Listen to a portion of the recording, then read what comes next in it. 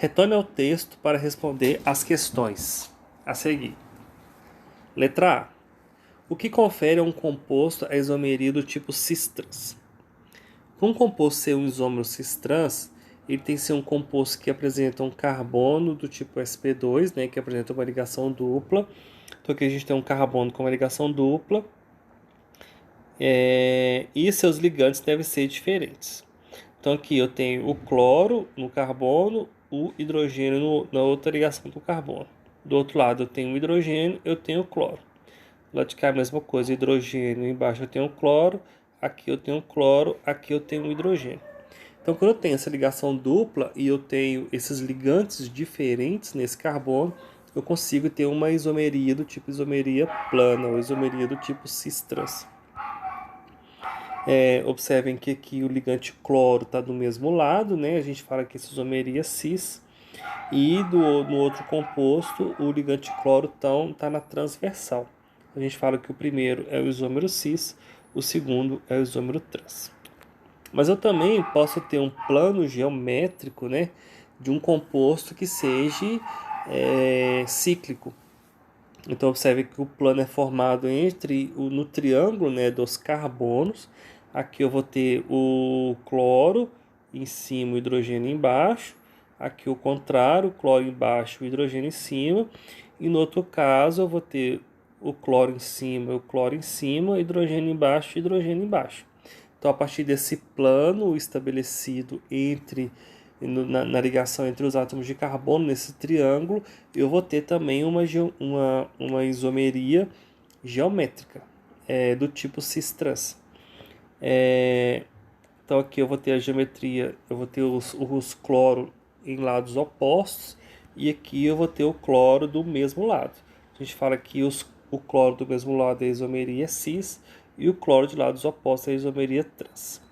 Então, para a gente ter o que confere a um composto a isomeria do tipo cis-trans, é ter um plano geométrico, né? Um plano de geometria que pode ser através de uma ligação dupla ou pode ser através de uma cadeia fechada. Pode ter ligação dupla ou um composto cíclico, né, de cadeia fechada, e eu tenho que ter ligantes diferentes no átomo de carbono.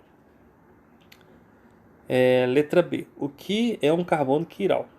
Carbono quiral, ou centro estereoquímico também que a gente chama, é um átomo de carbono do tipo sp3, ou seja, tem que ser carbono que faz apenas ligações simples, que apresenta 4 ligantes diferentes.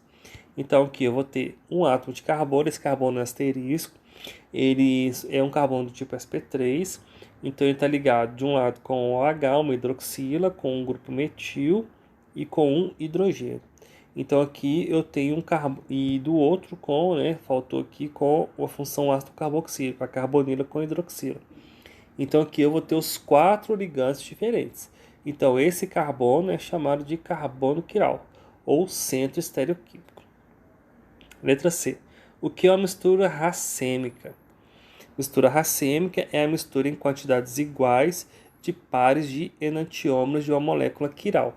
Então, se eu tenho uma molécula quiral, um exemplo é a molécula da talidomida, né, que vocês viram no texto, a molécula quiral, que ela vai apresentar 2 estruturações espaciais diferentes, e a gente pode ter essas 2 estruturações. A gente tem, na verdade, essas 2 estruturações diferentes em uma mistura racêmica, a gente chama de um racemato. Aqui é a fórmula do aspartame, né? E sabendo que essas substâncias diferentes, esses enantiômeros diferentes vão dar propriedades químicas diferentes. O exemplo da talidomida, um enantiômero ele tira o enjoo, o outro enantiômero ele causa malformação fetal.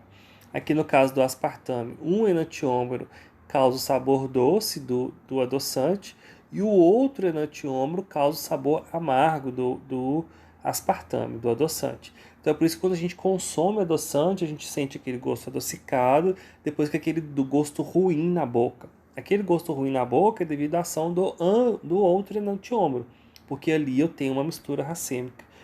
Então, ou seja, essa mistura racêmica está em 50% nos 2 enantiômeros.